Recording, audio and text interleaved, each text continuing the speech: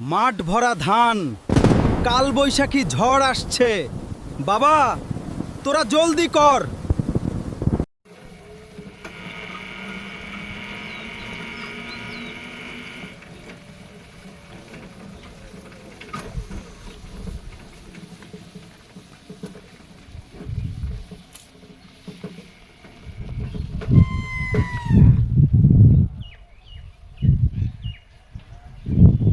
আসসালামু আলাইকুম দর্শক, এই মুহূর্তে আমি অবস্থান করতেছি আমাদের এলাকার ধানের মাঠের মধ্যে।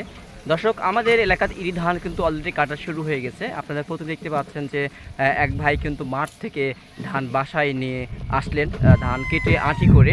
তো এটি দেখতে পাচ্ছেন যে আমার যে পাশে যে বিশাল বড় একটা মাঠ রয়েছে, পুরা মাঠ কিন্তু ধানে ভরে আছে বন্ধুরা। যে ধান কিন্তু পাকে পাকে ভরপুর হয়ে গেছে।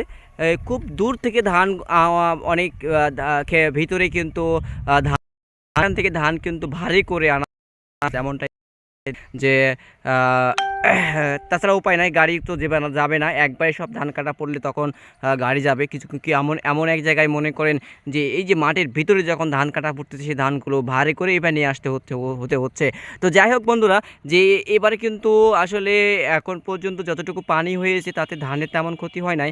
তবে আমরা আশা করতেছি যেন আর কোনো বৃষ্টি বা ঝড় না হয়, কারণ যদি ঝড় বৃষ্টি হয় তাহলে সেক্ষেত্রে কি হবে যে এই ধানগুলো কিন্তু ঠিক এমনটাই এইভাবেই কিন্তু পড়ে যাবে। আর যখন কিন্তু পড়ে যাবে তখন সেটা চিটা হয়ে যাবে এবং পানিতে চুপড়ে যাবে এবং সেই ধানটা নষ্ট হয়ে যাবে, তখন কিন্তু সেই ধানটা ব্যবহার করা যাবে না। তো সবাই অবশ্যই ইনশাল্লাহ দোয়া করবেন যে যাতে আর কোনো ঝড় বৃষ্টি যেন কালবৈশাখী না আসে, আমরা যেন ভালোভাবে এই রোদের মধ্যে যেন আমরা যেন ধান কেটে শুকিয়ে যেন ধান তুলতে পারি ইনশাল্লাহ।